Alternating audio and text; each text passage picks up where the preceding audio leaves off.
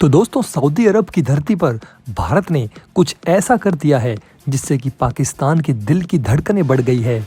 Saudi अरब की धरती पर भारत ने ऐसा पहली बार किया है। सऊदी अरब जिसे पाकिस्तान अपना बहुत खास दोस्त मानता है और ये सऊदी अरब पाकिस्तान के दिल के बहुत करीब है। लेकिन दोस्तों अब इसी सऊदी अरब की धरती पर पहली बार भारतीय वायुसेना ने अपने 8 विमान उतारकर यहाँ पर पाकिस्तान को हैरत में डाल दिया है। सऊदी अरब के एयरबेस पर पहली बार 8 भारतीय विमानों ने लैंड किया है। इसे दोस्तों दोनों ही देशों के रक्षा संबंधों में एक बहुत बड़ा मील का पत्थर माना जा रहा है।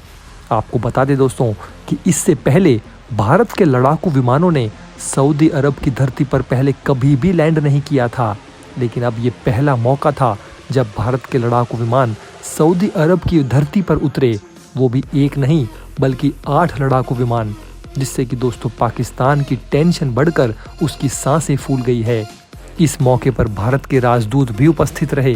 इसे एक फ्रेंडली स्टॉप ओवर के रूप में बताया जा रहा है, जहां इन विमानों में ईंधन भरा गया और मेंटेनेंस की जांच की गई। आज से पहले सऊदी अरब के किसी भी एयरबेस पर भारतीय वायुसेना का कोई भी विमान नहीं उतरा था। जी हाँ दोस्तों, इसीलिए सऊदी अरब और भारत के रिश्तों में ये बहुत बड़ी बात है। इस घटना को भारत और सऊदी अरब के संबंधों में एक ऐतिहासिक क्षण माना जा रहा है।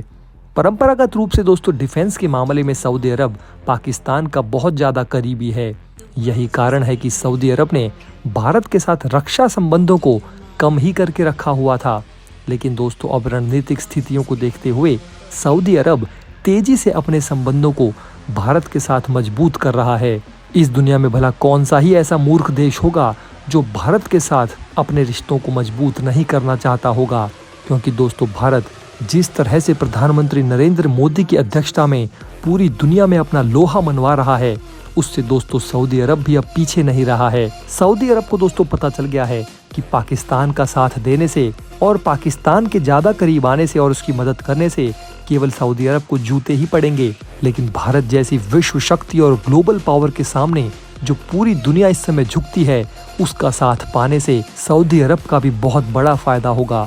बताया जा रहा है दोस्तों कि जिन भारतीय विमानों ने सऊदी अरब के एयरफोर्स बेस पर लैंड किया, उनमें 5 मिराज 2000 लड़ाकू विमान, 2 C-17 ट्रांसपोर्ट विमान और एक IL-78 टैंकर शामिल था। इन विमानों में 145 एयर वॉरियर्स भी मौजूद थे। ये रात भर सऊदी अरब के बेस पर रुके रहे और सुबह रवाना हुए।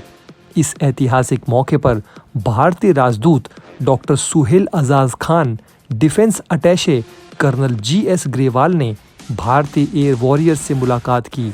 आपको बता दें दोस्तों कि भारतीय वायुसेना की ये टीम ब्रिटेन में होने वाले कोबरा वॉरियर्स अभ्यास में भाग लेने के लिए रवाना हुई थी। भारत के राजदूत डॉक्टर खान ने भारत और सऊदी अरब के बीच बढ़ते संबंधों को बहुत महत्वपूर्ण बताया और कहा कि इससे भारत और सऊदी अरब नई ऊंचाइयों पर जाएंगे। अब दोस्तों एक बात जो इससे तय थी वो ये थी कि इससे पाकिस्तान को जरूर मिर्चें लगेगी, और दोस्तों ऐसा हो भी रहा है। भारतीय वायुसेना के सऊदी एयरबेस पर उतरने से पाकिस्तान का चिढ़ना तय है। पिछले साल भारतीय सेना प्रमुख जनरल MM नरवणे ने सऊदी अरब की ऐतिहासिक यात्रा भी की थी। इस दौरान भी पाकिस्तान की बेचैनी साफ तौर पर देखने को मिली थी। पाकिस्तान को डर है कि कहीं सऊदी अरब अपनी रक्षा जरूरतों के लिए उसका साथ छोड़कर भारत का हाथ ना थाम ले। पाकिस्तान शुरू से ही सऊदी अरब की सेनाओं को ट्रेनिंग देता रहा है। वर्तमान में भी पाकिस्तानी सेना का एक छोटा दल सऊदी अरब में मौजूद है। अगर डिफेंस को लेकर पाकिस्तान और सऊदी अरब में दूरियां बढ़ी तो ये भारत के लिए बहुत बड़ी खुशखबरी होगी। पाकिस्तान इसी के एवज में सऊदी अरब से पैसे भी ऐंठता है, लेकिन दोस्तों अब भारत ने सऊदी अरब के साथ अपनी नज़दीकियां बढ़ाकर पाकिस्तान को एक बहुत बड़ा झटका दे दिया है। अब दोस्तों आपको दूसरी खबर की तरफ लेके चलते हैं, जहां भारत के दोस्त इजराइल के लिए एक टेंशन बढ़ा देने वाली खबर निकल कर आ रही है। आपको बता दें दोस्तों कि इजराइल और ईरान के बीच जो रिश्ते हैं वो बिल्कुल भी ठीक नहीं है।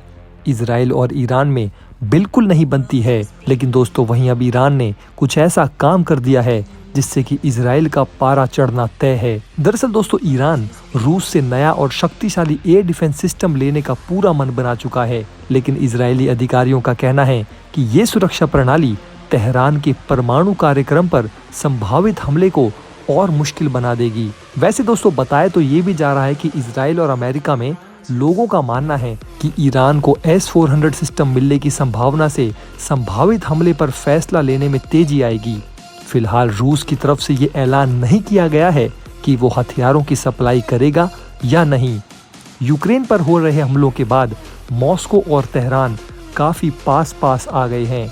S-400 का इस्तेमाल शुरू होने में 2 साल से भी कम समय लगेगा। इजराइल के प्रधानमंत्री और मोदी जी के खास दोस्त बेंजामिन नेतन्याहू ने पिछले हफ्ते तेल अवीव में एक सिक्योरिटी कॉन्फ्रेंस में ईरान पर संभावित हमले के बारे में कहा, आप जितना इंतजार करेंगे ये उतना मुश्किल होता जाएगा। उन्होंने कहा कि हमने बहुत लंबा इंतजार किया है। मैं आपको बता सकता हूँ कि ईरान को परमाणु हथियार हासिल करने से रोकने के लिए मैं कुछ भी करूँगा। हालांकि दोस्तों इजराइल और अमेरिका की तरफ से ईरान के साथ सीधा सैन्य टकराव वैश्विक तेल आपूर्ति को प्रभावित कर सकता है। पिछले शुक्रवार को अमेरिकी नेशनल सिक्योरिटी काउंसिल के प्रवक्ता जॉन किर्बी ने कहा कि रूस ने ईरान को डिफेंस कॉरपोरेशन का ऑफर दिया है, जिसमें मिसाइल, इलेक्ट्रॉनिक्स और एयर डिफेंस सिस्टम शामिल है। वहीं दोस्तों दूसरी तरफ ईरान के परमाणु कार्यक्रम ने पूरी दुनिया की चिंता बढ़ा दी है। इंटरनेशनल मॉनिटरों ने पाया है कि यूरेनियम की शुद्धता 84% तक पहुंच चुकी है, जो हथियारों के लिए कम से कम 90% होनी चाहिए। आपको बता दें दोस्तों कि बाइडेन प्रशासन सैन्य कार्रवाई करने से इनकार कर रहा है और कूटनीति को तरजीह दे रहा है। रूस का हवाई सुरक्षा कवच S-400 बेहद शक्तिशाली है, जिसका इस्तेमाल भारतीय सेना भी करती है। ये 250 किलोमीटर तक की सीमा में एयर टारगेट्स को मार गिरा सकता है। ये अपनी रेंज में आने वाले विमानों, हेलीकॉप्टर्स और मिसाइलों को निशाना बना सकता है। और दोस्तों यही कारण है कि ईरान के दुश्मन देशों में अब इसका खौफ बढ़ चुका है और वे बिल्कुल भी नहीं चाहते कि ईरान के हाथ इतना शक्तिशाली हथियार लगे। वैसे दोस्तों आपकी इन पूरे मुद्दों के बारे में क्या राय है, ये दोस्तों आप हमें नीचे कमेंट बॉक्स में लिखकर ज़रूर बताइए। साथ ही साथ चैनल को सब्सक्राइब और वीडियो को लाइक भी ज़रूर कीजिए। जय हिंद।